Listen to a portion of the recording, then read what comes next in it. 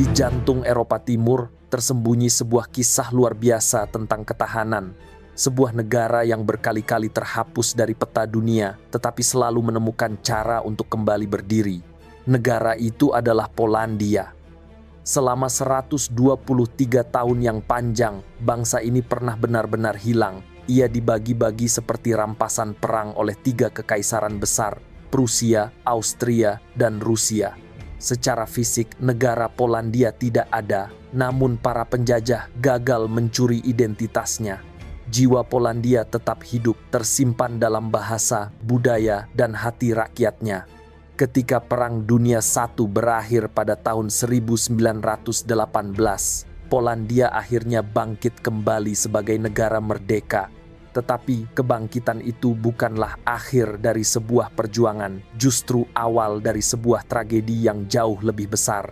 Bayangkan, baru 2 dekade merdeka, Polandia sudah kembali terjebak di antara 2 kekuatan paling kejam dan ambisius di abad ke-20. Di sebelah barat, Nazi Jerman yang fanatik pada ideologi Lebensraum dan menganggap Polandia sebagai penghalang pertama yang harus disingkirkan demi menaklukkan Eropa Timur.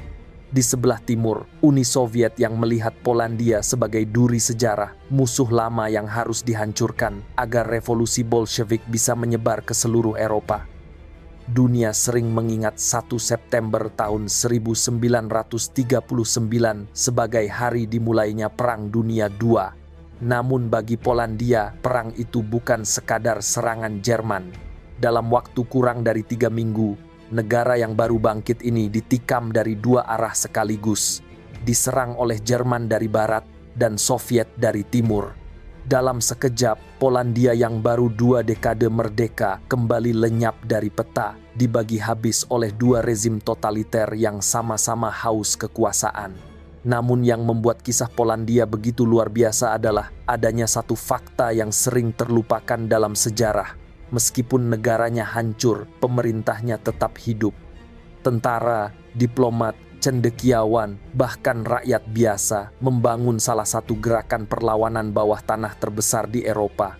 Mereka bertempur di jalanan Warsawa, di udara Inggris, hingga di padang pasir Italia, membawa nama dan kehormatan bangsa yang secara fisik sudah tidak ada, membuktikan kepada dunia bahwa Polandia tidak pernah hilang. Kisah Polandia bukan hanya cerita tentang kekalahan. Ini adalah kisah tentang keteguhan yang menantang zaman, tentang bangsa yang berkali-kali dihancurkan oleh kekuatan terbesar dunia, tetapi tidak pernah benar-benar hilang.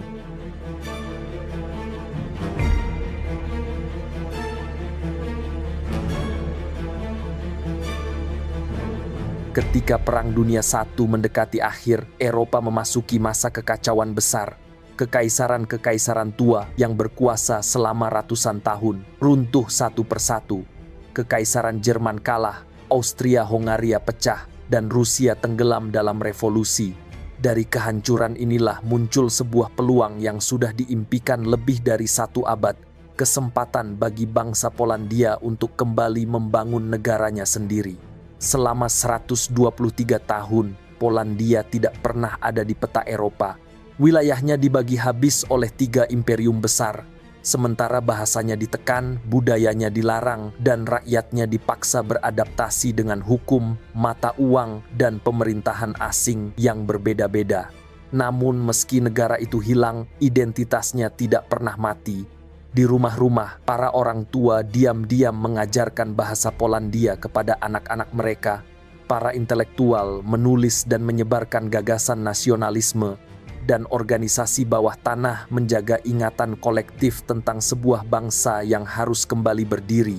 Ketika Kekaisaran Jerman runtuh pada November tahun 1918, salah satu tokoh paling berpengaruh bernama Józef Piłsudski dibebaskan dari penjara.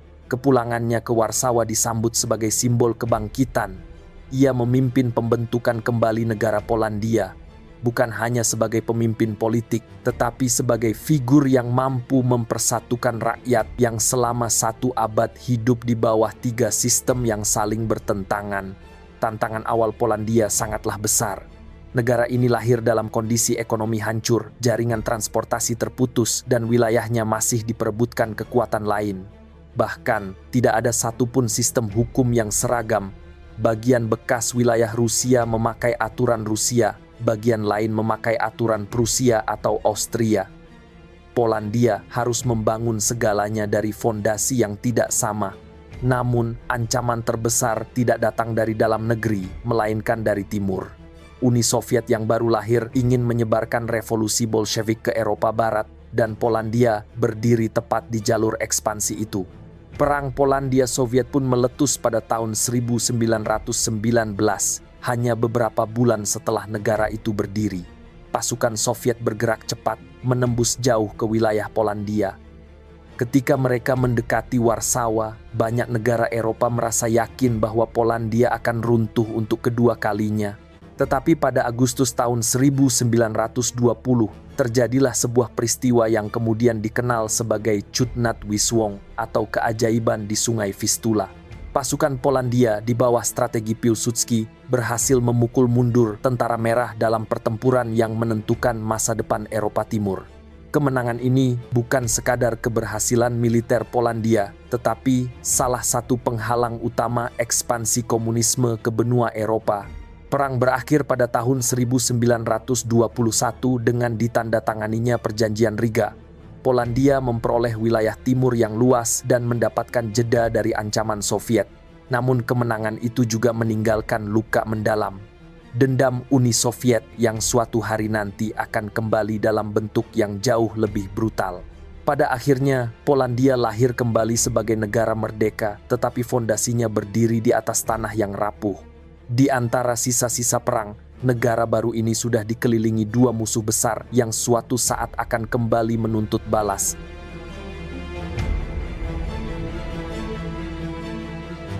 Ketika debu Perjanjian Riga mulai mereda, Polandia memasuki babak baru yang jauh lebih rumit.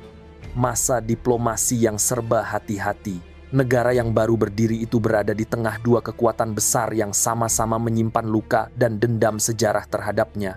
Di barat, Jerman Weimar yang masih marah karena kehilangan wilayah setelah Perang Dunia I.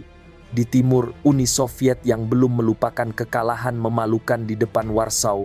Situasi ini membuat Joseph Piłsudski mengambil keputusan sederhana, namun sangat rumit untuk dijalankan, menjaga jarak yang sama dari dua musuh. Piłsudski tahu, jika Polandia condong ke salah satu pihak, pihak lain akan merasa terancam. Dan bagi sebuah negara yang baru berusia beberapa tahun, ancaman itu bisa berarti kehancuran. Di awal dekade 1920-an, hubungan Polandia dengan Soviet tetap dingin meski perang sudah berakhir. Bagi Moskow, Polandia adalah simbol kegagalan revolusi mereka menuju Eropa Barat. Di sisi lain, negara-negara Eropa Barat menganggap Polandia cukup penting untuk menahan ekspansi komunisme, tetapi tidak cukup penting untuk benar-benar dibela jika terjadi konflik besar.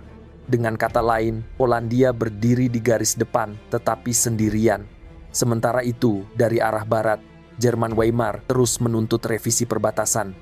Banyak politisi Jerman percaya bahwa Polandia hanya produk sementara dari kekalahan Jerman pada tahun 1918, sebuah negara yang suatu hari nanti harus dipereteli kembali. Dorongan revisi teritorial ini menjadi salah satu pemicu utama ketegangan diplomatik selama dekade 1920-an. Untuk meredakan potensi perang dua front, Piłsudski mulai mencari cara memperpanjang waktu.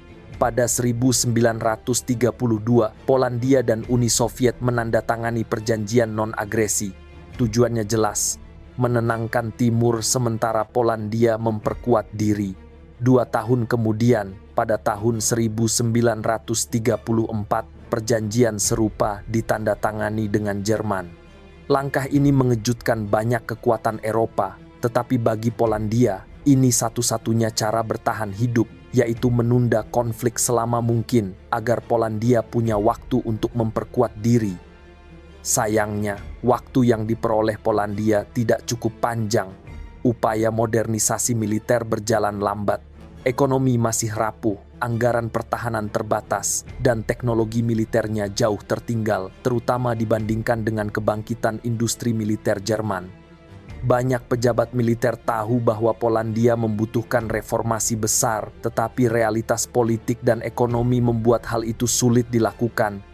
Kemudian, pada tahun 1935, Polandia menerima pukulan terbesar, bukan dari luar, melainkan dari dalam. Józef Piłsudski meninggal dunia, kepergiannya menciptakan kekosongan kepemimpinan. Tidak ada tokoh lain yang memiliki pengaruh, visi, dan kemampuan menyeimbangkan Jerman dan Soviet seperti dirinya. Dalam hitungan tahun, ketegangan Eropa meningkat cepat, sementara Polandia kehilangan kompas politik yang selama ini menjaga keseimbangannya. Disinilah masa genting itu mulai terasa. Eropa sedang berubah, dan dari Jerman muncul seorang pemimpin baru dengan ambisi jauh lebih besar dari sekadar menuntut revisi perbatasan. Badai itu benar-benar mulai membesar, dan Polandia berada tepat di jalur lintasannya. Ketika Józef Piłsudski wafat pada tahun 1935, Polandia kehilangan sosok yang selama ini menjadi penentu keseimbangan politik luar negerinya. Pada saat yang sama, di Berlin, seorang pemimpin yang jauh lebih agresif baru mulai menguji batas-batas Eropa. Adolf Hitler tidak menyembunyikan ambisinya. Dalam pidato maupun tulisan, ia berulang kali menyebut wilayah timur sebagai Lebensraum atau ruang hidup yang harus dikuasai Jerman. Dan di peta kekaisaran yang ia bayangkan, Polandia hanyalah penghalang pertama yang harus disingkirkan. Sejak awal, Jerman memandang keberadaan Polandia sebagai kecelakaan sejarah yang lahir dari kekalahan Jerman dalam Perang Dunia I. Ancaman itu bukan sekadar retorika. Ketika Jerman bangkit membangun kembali militernya secara diam-diam, tekanan terhadap Polandia semakin terasa nyata. Langkah pertama Jerman adalah menuntut pengembalian kota Danzig, wilayah yang memiliki mayoritas penduduk Jerman dan di bawah pengawasan Liga Bangsa-Bangsa. Tetapi tuntutan itu tidak berhenti di situ. Berlin juga menekan Polandia untuk memberikan hak transit melalui koridor Polandia, wilayah penting yang memisahkan Prusia Timur dari daratan Jerman. Polandia menolak tegas. Bagi Warsawa, menyerahkan Danzig atau koridor itu sama saja dengan menyerahkan leher mereka kepada negara yang jelas-jelas bermusuhan. Pemerintah Polandia memahami bahwa setiap konsesi akan dibaca Hitler sebagai kelemahan. Penolakan ini membuat hubungan kedua negara semakin tegang. Sementara itu, di Eropa Barat, Inggris dan Prancis masih terpaku pada strategi lama, menghindari perang dengan cara apapun. Ketika Jerman menganeksasi Austria pada tahun 1938, tidak ada yang berani menantangnya. Dan ketika Hitler menuntut wilayah Sudetenland dari Cekoslowakia, para pemimpin Eropa kembali memilih jalan kompromi. Puncaknya adalah Munich Agreement pada September tahun 1938, sebuah pertemuan yang pada akhirnya memberi Hitler apa yang ia inginkan tanpa satu tembakan pun dilepaskan. Bagi Polandia, kesepakatan Munich adalah alarm keras. Jika Inggris dan Prancis bisa mengorbankan Cekoslowakia demi mencegah perang, mereka juga bisa melakukan hal yang sama terhadap Polandia. Kepercayaan Polandia terhadap Barat mulai retak. Seakan-akan dunia sedang menunggu giliran negara berikutnya untuk dikorbankan. Namun tekanan kepada Polandia justru semakin besar. Hitler ingin Polandia menjadi negara satelit Jerman.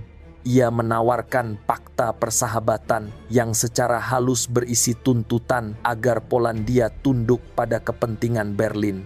Warsawa kembali menolak. Dan penolakan itulah yang mempercepat keputusan Hitler bahwa Polandia harus dihancurkan, bukan dinegosiasikan.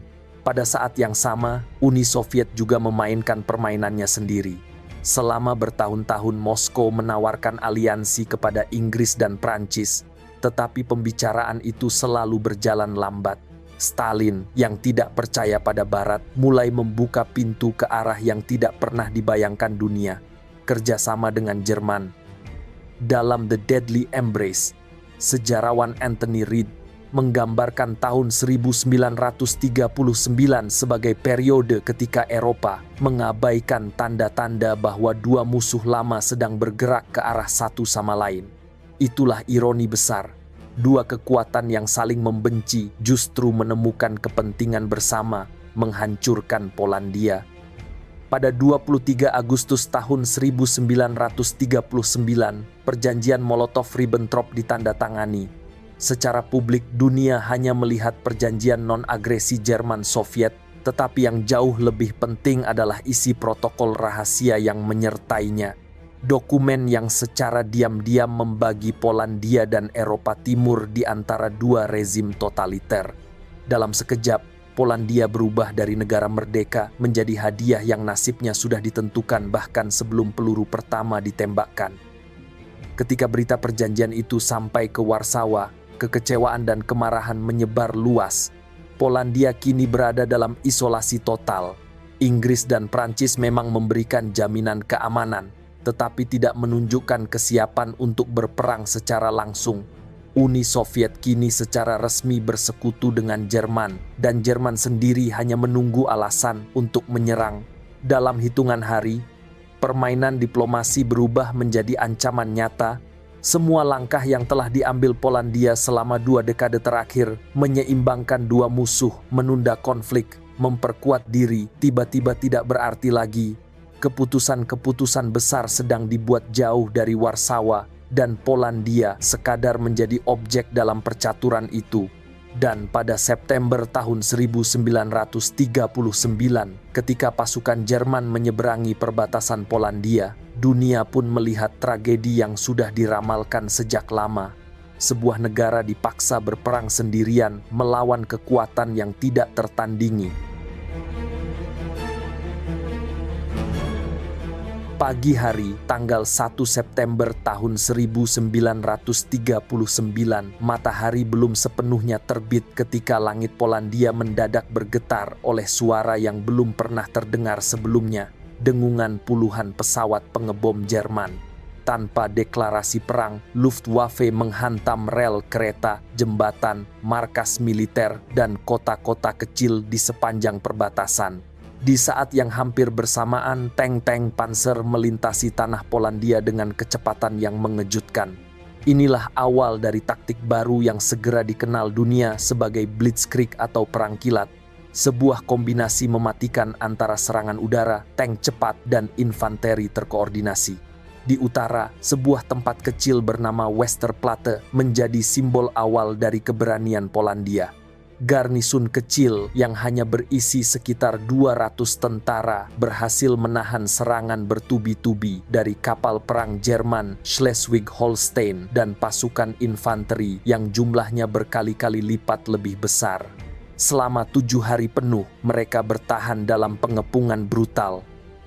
Sejarawan Roger Moorhouse dalam bukunya Poland 1939 menyebut pertahanan Westerplatte sebagai tindakan heroik yang menunjukkan karakter bangsa Polandia. Kalah jumlah, kalah persenjataan, tetapi tidak mundur tanpa perlawanan. Namun keberanian saja tidak cukup menahan kekuatan militer Jerman yang telah dipersiapkan selama bertahun-tahun. Polandia menghadapi masalah besar. Bahkan sebelum tembakan pertama dilepaskan, mobilisasi pasukan berjalan lambat karena kekhawatiran politik. Polandia tidak ingin terlihat sebagai pihak yang memancing perang. Taktik militer mereka masih berakar pada doktrin lama, menekankan pertahanan statis yang tidak cocok menghadapi perang cepat yang dilancarkan Jerman. Sementara itu, jumlah tank Polandia sangat sedikit dan sebagian besar tentara Polandia masih bergantung pada kuda sebagai alat transportasi utama.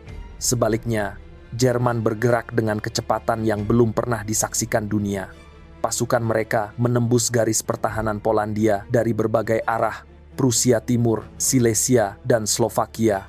Serangan yang datang dari banyak front membuat Polandia sulit mengonsolidasikan pasukan. Dalam hitungan hari, banyak posisi strategis jatuh dan koordinasi antar unit mulai runtuh. Jalan-jalan dipenuhi warga sipil yang melarikan diri, sementara kereta dan kendaraan militer terjebak dalam kemacetan panjang, menjadi sasaran empuk bagi serangan Luftwaffe yang terus menghantam tanpa henti. Minggu pertama perang sudah cukup untuk memperlihatkan betapa tidak seimbangnya pertarungan ini. Kota-kota besar seperti Krakow dan Łódź jatuh satu persatu. Pasukan Polandia bertempur sekuat tenaga, tetapi mereka tidak memiliki cukup waktu atau ruang untuk mengatur pertahanan baru. Sementara itu, serangan udara Jerman tanpa henti menghancurkan infrastruktur penting, mengganggu komunikasi, dan menebar kepanikan di mana-mana. Pada akhir September, pasukan Jerman mengepung Warsawa. Kota itu mengalami pemboman besar-besaran selama beberapa hari, menghancurkan rumah, sekolah, rumah sakit, dan tempat-tempat ibadah. Ribuan warga sipil tewas sebelum akhirnya Warsawa menyerah pada 28 September tahun 1939. Di tengah kehancuran itu, banyak rakyat Polandia bertanya, di mana Inggris dan Prancis? Kedua negara itu telah memberikan jaminan keamanan kepada Polandia dan menyatakan perang terhadap Jerman pada 3 September. Tetapi setelah deklarasi itu, hampir tidak ada tindakan nyata. Pasukan mereka tidak bergerak ke Jerman. Periode pasif ini kemudian dikenal sebagai Phony War, perang yang secara resmi ada, tetapi secara militer hampir tidak terjadi apa-apa. Bagi Polandia, ini adalah pengkhianatan sunyi, janji yang tidak pernah ditepati di saat mereka sangat membutuhkan. Dengan situasi yang semakin memburuk, pemerintah Polandia mengambil keputusan sulit. Presiden, Perdana Menteri, dan para pejabat penting memilih untuk mengungsi ke Prancis, lalu ke Inggris untuk membentuk pemerintahan dalam pengasingan. Mereka sadar bahwa perang ini tidak akan selesai dalam waktu singkat, dan selama konflik masih berlangsung, Polandia harus tetap memiliki suara di panggung internasional meski tanah air mereka telah sepenuhnya diduduki oleh Jerman. Setelah sebulan penuh pertempuran, Polandia akhirnya runtuh di hadapan kekuatan militer Jerman. Tetapi apa yang tidak diketahui banyak orang pada saat itu adalah bahwa pukulan terbesar belum datang. Di tengah perjuangan mempertahankan diri dari barat, ancaman yang lebih senyap sedang mendekat dari arah timur. Serangan itu datang hanya 2 minggu setelah invasi pertama dan akan mengubur Polandia semakin dalam ke dalam tragedi perang.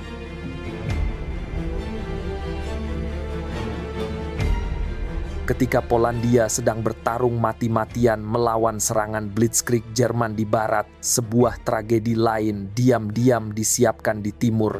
Pada dini hari tanggal 17 September tahun 1939, Tentara Merah Uni Soviet melintasi perbatasan Polandia.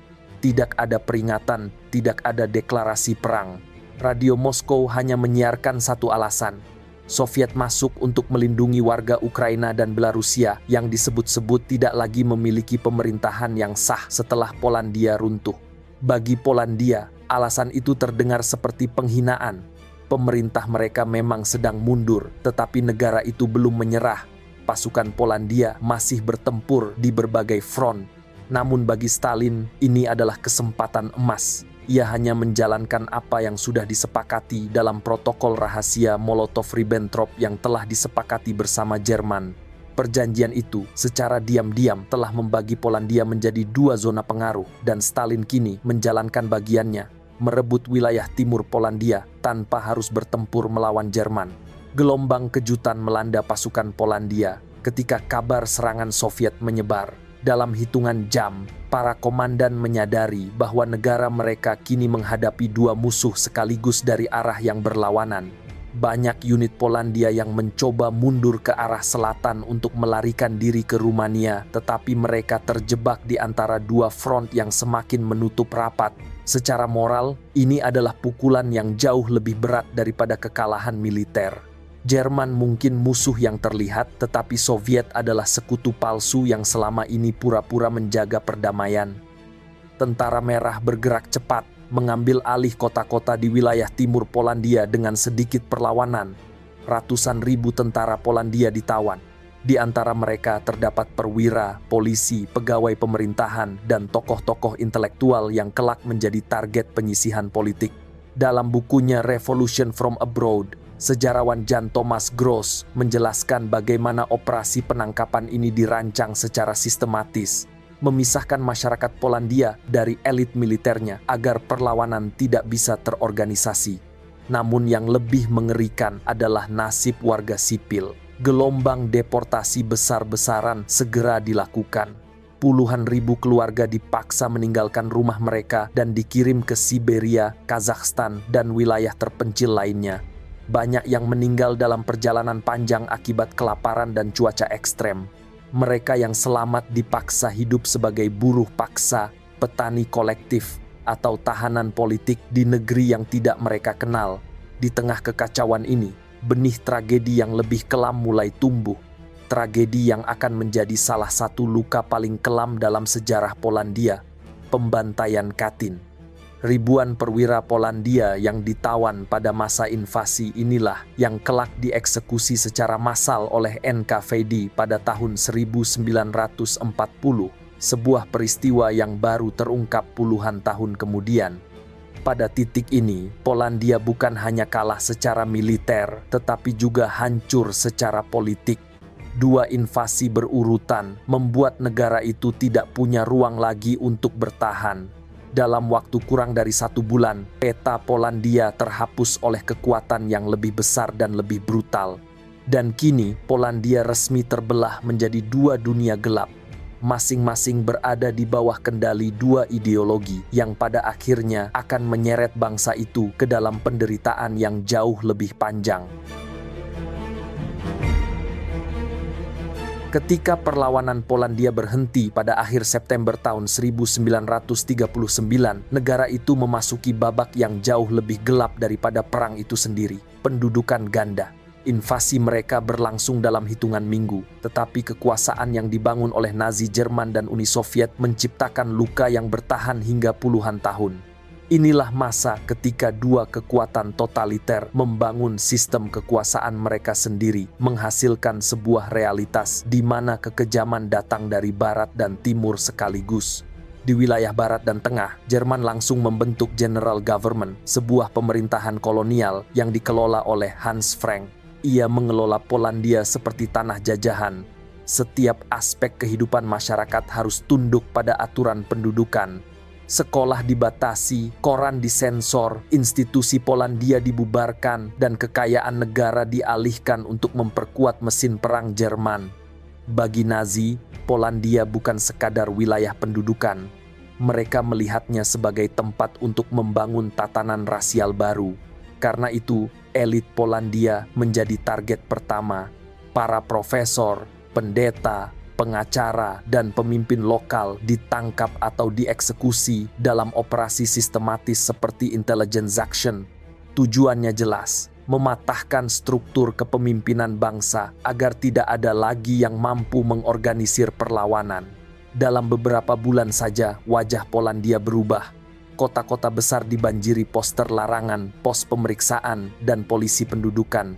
Di wilayah dengan populasi Yahudi yang besar seperti Łódź atau Warsawa, kebijakan pemisahan dimulai, tembok didirikan, gerbang dipasang, dan ratusan ribu orang dipaksa hidup di dalam ghetto yang penuh sesak. Kondisi ini menjadi tahap awal dari kebijakan Jerman yang kelak berkembang menjadi Holocaust. Jika di bawah Nazi rakyat Polandia diserang secara fisik dan rasial, wilayah timur yang dikuasai Soviet menghadapi bentuk penindasan yang berbeda, penghancuran identitas. Soviet masuk bukan untuk membunuh seketika, tetapi untuk membongkar pondasi negara Polandia dari akar terdalamnya. Semua lembaga Polandia, mulai dari pemerintahan lokal, serikat pekerja, organisasi sosial, digantikan oleh struktur Soviet. Bahasa Rusia didorong masuk ke sekolah-sekolah, buku-buku sejarah diganti, simbol-simbol Polandia dihapus. Di mata Moskow, wilayah ini bukan wilayah pendudukan, tetapi wilayah yang harus disovietkan. Pendudukan Soviet juga membawa gelombang penindasan yang sama terorganisasinya dengan Nazi, namun dengan metode yang berbeda. NKVD mulai melakukan penangkapan besar-besaran. Orang-orang yang dianggap berpendidikan atau memiliki pengaruh sosial, kepala sekolah, pegawai negeri, polisi, bahkan petani yang dianggap terlalu mandiri ditandai sebagai ancaman politik. Gelombang deportasi besar dimulai pada tahun 1940 dan 1941. Ratusan ribu keluarga Polandia dipaksa naik kereta barang menuju Siberia, Kazakhstan, dan daerah terpencil lainnya. Banyak yang meninggal dalam perjalanan, banyak pula yang tidak pernah kembali. Tragedi paling kelam dari pendudukan Soviet terjadi pada tahun 1940 ketika ribuan perwira Polandia yang ditahan sejak invasi dieksekusi secara massal. Mereka ditembak satu persatu dan dikuburkan di hutan seperti Katyn, Kharkiv, dan Miednoje. Pembantaian ini bukan tindakan spontan, tetapi bagian dari operasi besar untuk menghilangkan sepenuhnya kelas pemimpin Polandia. Dalam buku Revolution from Abroad, sejarawan Jan Gross menggambarkan bagaimana pendudukan Soviet bukan hanya penindasan, tetapi rekayasa sosial untuk menghapus identitas Polandia dari wilayah timur dan menggantikannya dengan tatanan Soviet baru. Walaupun jalannya berbeda, tujuan kedua penjajah itu sama, memastikan Polandia tidak mampu berdiri kembali. Jerman ingin memusnahkan secara rasial dan fisik, sementara Soviet ingin memusnahkan identitas dan struktur politiknya. Dua pendekatan ini menciptakan kehidupan yang sangat menyiksa bagi puluhan juta rakyat Polandia. Banyak keluarga terbelah, sebagian berada di bawah Nazi, sebagian di bawah Soviet, dan keduanya sama-sama menghadapi masa depan yang gelap. Dalam 2 tahun pendudukan ganda ini, Polandia berubah menjadi laboratorium dua ideologi ekstrem. Tidak ada sisi yang memberikan ruang aman, tidak ada tempat untuk melarikan diri, tetapi justru dari tekanan seberat inilah muncul sesuatu yang tidak diperkirakan oleh kedua penjajah, keinginan rakyat Polandia untuk melawan secara terorganisasi. Dan dari kegelapan pendudukan itulah, sebuah gerakan bawah tanah raksasa mulai tumbuh. Sebuah perlawanan yang kelak menjadi salah satu yang terbesar di seluruh Eropa. Ketika Polandia jatuh ke tangan dua penjajah pada tahun 1939, banyak negara menganggap perlawanan Polandia telah berakhir. Tetapi bagi rakyat Polandia, kekalahan bukanlah penutup sebuah kisah. Justru di saat negara mereka dihapus dari peta, sebuah negara baru mulai lahir. Negara yang tidak terlihat di permukaan, tetapi hidup di bawah tanah, dipertahankan oleh jutaan orang yang menolak menyerah. Segera setelah pemerintah Polandia mengungsi ke Prancis, kemudian ke London, mereka membentuk Polish Government in Exile, pemerintahan resmi yang diakui sekutu. Dari kota-kota Eropa yang tidak lagi menjadi milik mereka, para pemimpin Polandia menyusun diplomasi, merancang strategi perang, dan menjaga representasi bangsa Polandia di mata dunia. Mereka mungkin tidak memiliki wilayah fisik, tetapi mereka memiliki kewenangan politik terutama melalui jaringan perlawanan yang berkembang pesat di tanah air. Jaringan perlawanan ini dikenal sebagai Armia Krajowa atau Home Army yang dalam waktu singkat menjadi organisasi bawah tanah terbesar di seluruh Eropa yang diduduki Nazi. Diperkirakan 300.000 orang terlibat dalam berbagai unit, dari kurir remaja, mantan tentara reguler, sampai intelektual yang berubah menjadi komandan wilayah. Home Army tidak hanya melakukan sabotase atau serangan gerilya, mereka membangun struktur yang mirip negara, lengkap dengan komando militer, biro administrasi, dan hubungan langsung dengan pemerintah pengasingan di London. Uniknya, negara bawah tanah Polandia tidak berhenti pada fungsi militer. Mereka membangun sistem hukum rahasia yang menjalankan pengadilan bawah tanah untuk menghukum kolaborator. Mereka menyelenggarakan universitas dan sekolah-sekolah rahasia agar generasi muda tidak tumbuh dalam kebodohan yang dipaksakan pendudukan. Mereka bahkan menerbitkan surat kabar bawah tanah, salah satu jaringan pers ilegal terbesar di dunia saat itu. Di tengah represi brutal dua rezim totaliter, Polandia membuktikan satu hal: negara bisa dihancurkan, tetapi masyarakatnya tetap bisa mempertahankan sendi-sendi peradabannya. Sementara di luar negeri, tentara Polandia yang berhasil melarikan diri berperan di hampir semua front besar Perang Dunia II. Pilot Polandia dalam RAF terkenal karena keberanian mereka selama pertempuran Inggris. Dalam satuan 303 skuadron, tingkat keberhasilan mereka menembak jatuh pesawat Jerman adalah salah satu yang tertinggi di seluruh RAF. Unit Polandia juga bertempur di Afrika Utara di bawah komando Jenderal Anders, kemudian berperan penting dalam pertempuran Monte Cassino di Italia. Sebuah kemenangan besar sekutu yang sangat menentukan jalur menuju Roma. Kontribusi Polandia tidak berhenti pada medan perang. Dalam dunia intelijen, agen-agen Polandia memberikan informasi yang sangat berharga bagi sekutu. Salah satu pencapaian paling signifikan adalah kontribusi awal Polandia dalam pembacaan kode Enigma Jerman. Tim matematikawan Polandia, termasuk Marian Rejewski, berhasil memecahkan struktur awal mesin Enigma dan membagikan temuannya kepada Inggris sebelum perang meletus. Informasi ini menjadi fondasi operasi decoding yang kemudian dilakukan di Bletchley Park. Tanpa kerja awal para kriptolog Polandia, sekutu mungkin membutuhkan waktu jauh lebih lama untuk memecahkan sistem komunikasi Jerman. Namun, keberhasilan Polandia di luar negeri tidak serta-merta memperbaiki hubungan mereka dengan Soviet.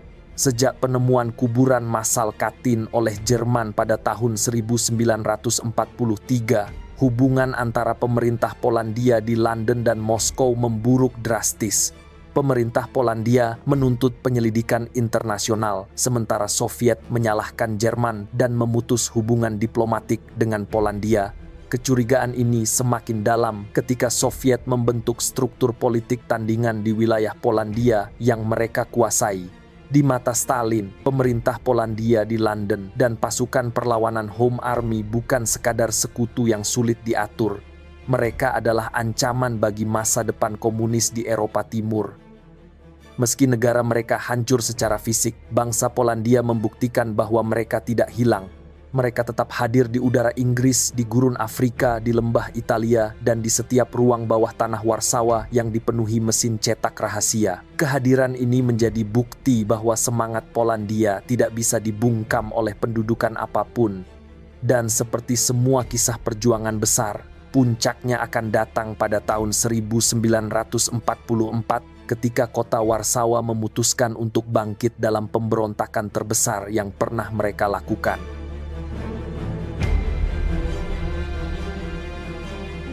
Pada musim panas 1944, setelah 5 tahun hidup di bawah pendudukan, rakyat Warsawa merasakan sesuatu yang belum pernah mereka rasakan sejak perang dimulai, harapan. Tentara Merah Soviet telah mendorong pasukan Jerman mundur dari timur dan kabar kemenangan sekutu di Normandia membuat perang tampak mendekati akhir. Di kalangan para pemimpin Armia Krajowa atau Home Army, momentum ini dianggap sebagai kesempatan terakhir untuk membuktikan bahwa Polandia masih memiliki kehendak politik sendiri sebelum Uni Soviet memasuki wilayah mereka. Home Army menyusun rencana yang berani, melakukan pemberontakan besar-besaran di ibu kota, mengusir Jerman, dan menyambut Soviet sebagai tuan rumah, bukan sebagai rakyat yang harus dibebaskan. Tujuannya jelas, menunjukkan kepada dunia, terutama kepada Stalin, bahwa Polandia bukan wilayah kosong yang menunggu pemerintahan Soviet, melainkan negara yang memiliki legitimasi politik melalui perjuangannya sendiri. Pada 1 Agustus 1944, tepat pukul 5 sore, yang kemudian dikenal sebagai Wee Hour, suara sirene perang menggema di seluruh Warsawa. Dalam sekejap, kota yang selama bertahun-tahun hidup dalam ketakutan berubah menjadi medan perlawanan. Puluhan ribu anggota Home Army, banyak di antaranya remaja, mahasiswa, bahkan anak-anak yang bertugas sebagai kurir, segera mengambil senjata mereka. Persenjataan mereka seadanya, sebagian besar hasil rampasan, rakitan sederhana, atau peralatan lama yang nyaris tidak layak pakai. Namun semangat mereka luar biasa. Warsawa bangkit bukan karena mereka yakin dapat mengalahkan Jerman, melainkan karena mereka menolak mati tanpa mempertahankan kehormatan terakhir bangsa. Pertempuran yang terjadi setelah itu berlangsung selama 63 hari dan berubah menjadi salah satu pertempuran kota paling sengit dalam sejarah Perang Dunia II. Orang-orang Polandia membangun barikade dari puing-puing, merangkak melalui saluran air untuk menghindari patroli Jerman dan mempertahankan rumah demi rumah. Di awal pemberontakan, semangat kemenangan sempat menyala. Beberapa distrik berhasil direbut, bendera Polandia dikibarkan kembali, dan suasana kota seolah kembali hidup. Bioskop rahasia dibuka, surat kabar bawah tanah tetap terbit, dan radio pemberontak menyiarkan kabar harapan. Namun semua itu terjadi di bawah bayang-bayang satu fakta pahit. Tentara Merah berhenti bergerak hanya beberapa kilometer dari Warsawa, tepat di seberang sungai Vistula. Selama berminggu-minggu, pasukan Soviet tidak bergerak maju, tidak memberikan bantuan, dan bahkan tidak mengizinkan pesawat sekutu mendarat di wilayah mereka untuk memberi suplai kepada pemberontak. Sejarawan Anthony Beevor dalam bukunya Berlin, The Downfall 1945, ketika membahas pola politik Stalin, tindakan membiarkan lawan politik saling menghancurkan bukanlah hal baru. Stalin memahami bahwa Home Army loyal kepada pemerintah Polandia di London, bukan kepada Moskow. Membiarkan Jerman menghancurkan mereka berarti menghilangkan hambatan terbesar bagi kontrol Soviet di masa depan. Sementara itu, Jerman merespons pemberontakan dengan kebrutalan yang hampir tak terbayangkan. Satuan khusus seperti Schutzstaffel dan unit Dirlewanger melakukan pembantaian massal terhadap warga sipil. Distrik Wola menjadi saksi salah satu kekejaman terbesar di Eropa. Puluhan ribu orang ditembak, dibakar hidup-hidup atau dibantai tanpa pandang bulu. Rumah-rumah diledakkan, gereja dibakar, dan rumah sakit dibom. Hitler memerintahkan agar Warsawa dihapus dari peta, dan tentaranya melaksanakan perintah itu hampir tanpa ragu. Sekutu mencoba mengirimkan bantuan lewat udara, tetapi upaya itu datang terlambat dan dalam jumlah kecil. Banyak paket suplai bahkan jatuh di wilayah yang dikuasai Jerman. Inggris mendesak Stalin untuk membuka wilayah Soviet sebagai tempat mendarat pesawat suplai, tetapi Stalin menolak. Pemberontakan Warsawa akhirnya terperangkap tanpa dukungan luar, menghadapi musuh yang jauh lebih kuat, sementara sekutu yang mereka harapkan hanya menonton dari kejauhan. Pada 2 Oktober tahun 1944, setelah 2 bulan bertahan dalam kehancuran total, Home Army akhirnya menyerah. Bukan karena semangat mereka runtuh, tetapi karena kota sudah tidak lagi memiliki makanan, air, atau tempat berlindung. Setelah perlawanan dihentikan, Jerman mengevakuasi penduduk yang masih hidup dan kemudian menghancurkan Warsawa secara sistematis. Pada akhir operasi, sekitar 85% kota itu telah berubah menjadi puing. Pemberontakan Warsawa bukan sekadar kekalahan militer, itu adalah tragedi geopolitik. Rakyat Polandia bangkit untuk mempertahankan kehormatan dan kedaulatan mereka, tetapi justru ditinggalkan oleh dunia. Mereka dihancurkan bukan hanya oleh musuh yang menduduki mereka, tetapi juga oleh politik kekuatan besar yang lebih memilih membiarkan mereka mati. Setelah api pemberontakan padam, yang tersisa hanyalah puing-puing dan kota yang nyaris tak berbentuk. Namun kehancuran itu membuka jalan bagi masa depan Polandia yang sudah tidak bisa dihindari. Masuknya kekuasaan Soviet dan berakhirnya impian Polandia untuk menentukan nasibnya sendiri. Dan dari titik inilah arah masa depan Polandia berubah selamanya, dari pendudukan Nazi menuju cengkeraman baru dari timur.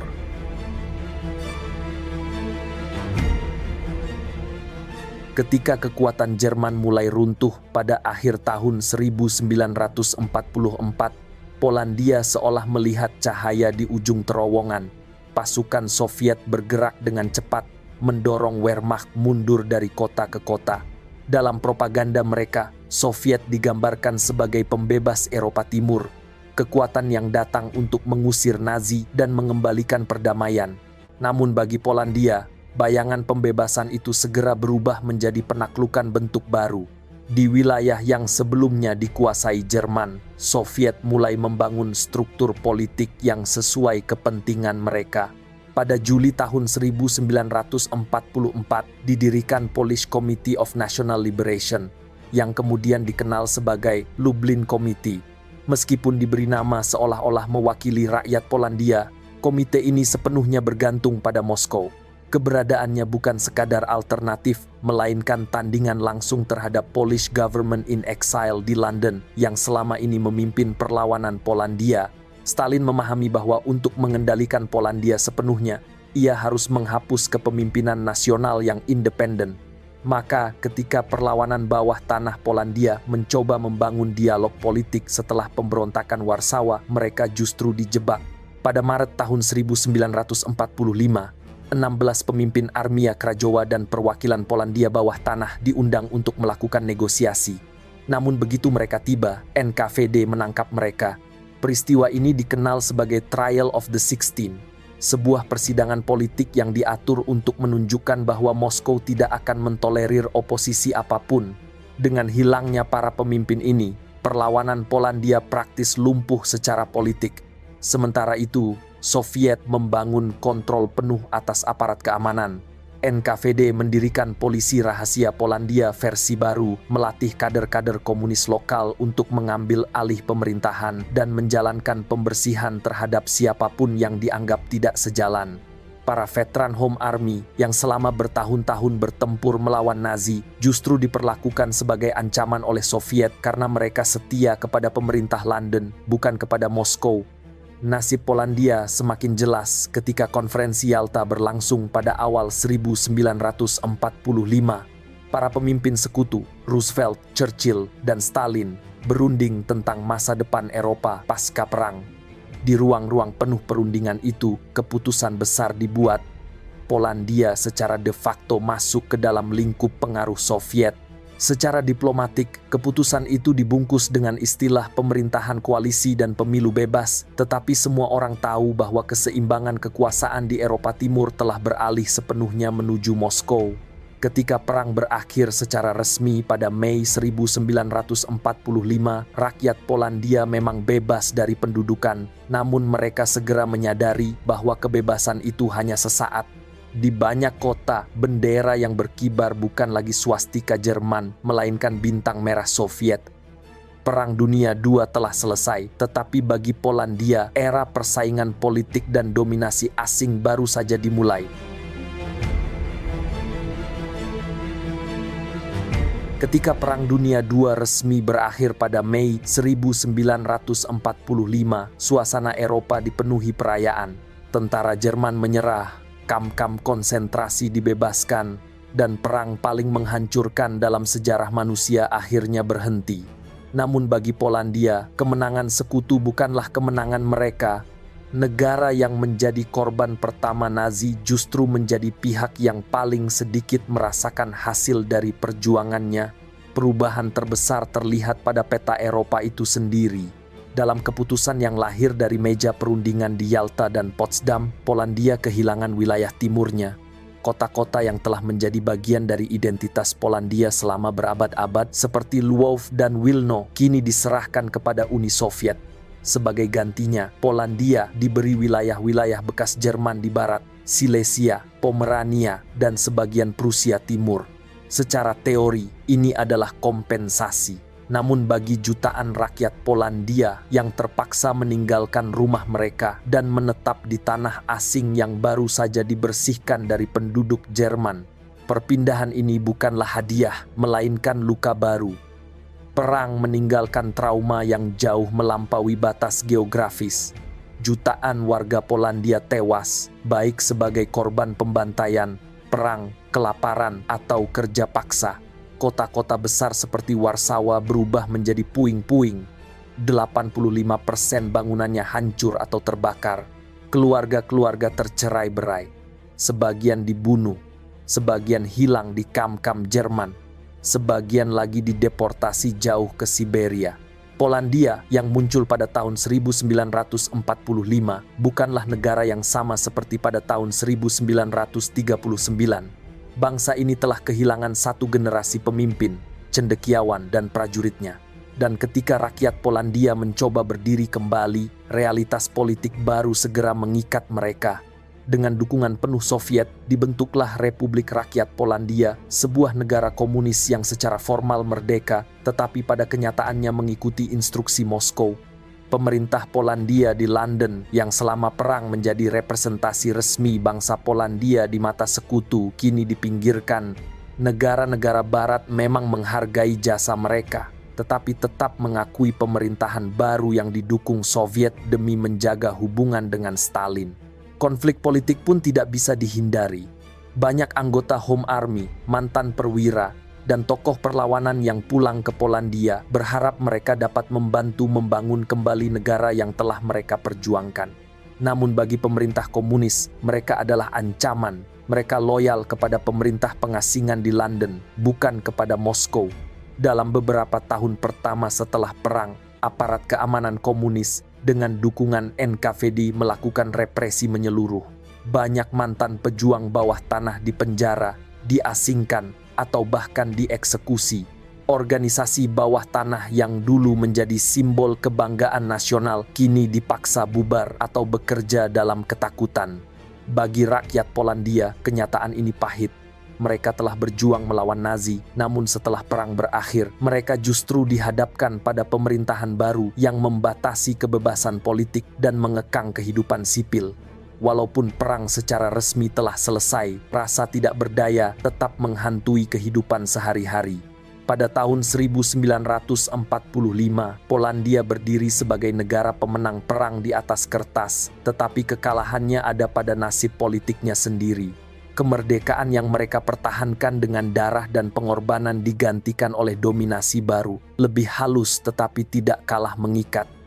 Dari seluruh perjalanan panjang ini, mulai dari invasi, pendudukan, perlawanan, pemberontakan, dan akhirnya tekanan politik, Polandia memasuki babak baru dalam sejarahnya, babak yang akan bertahan selama hampir setengah abad.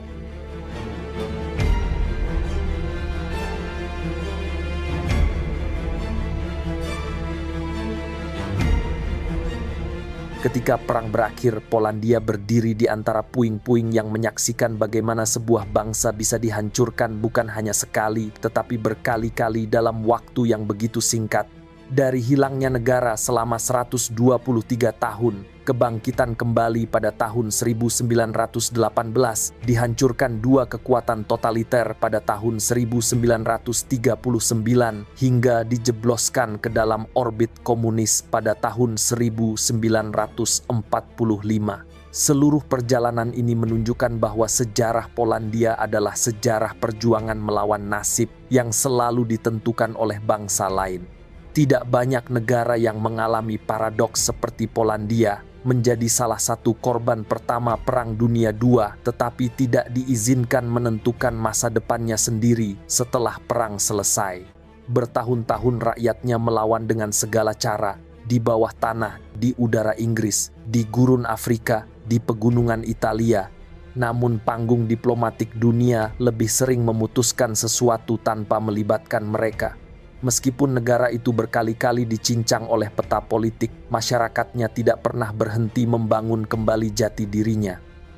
Perlawanan Polandia tidak hanya berbentuk senjata, tetapi juga buku, sekolah rahasia, surat kabar bawah tanah, dan jaringan-jaringan kecil yang menjaga memori sebuah bangsa. Mereka kalah dalam banyak pertempuran, tetapi tidak pernah menyerah pada gagasan bahwa Polandia harus tetap hidup meski di bawah tanah, meski di pengasingan, meski di bawah ancaman dua rezim totaliter.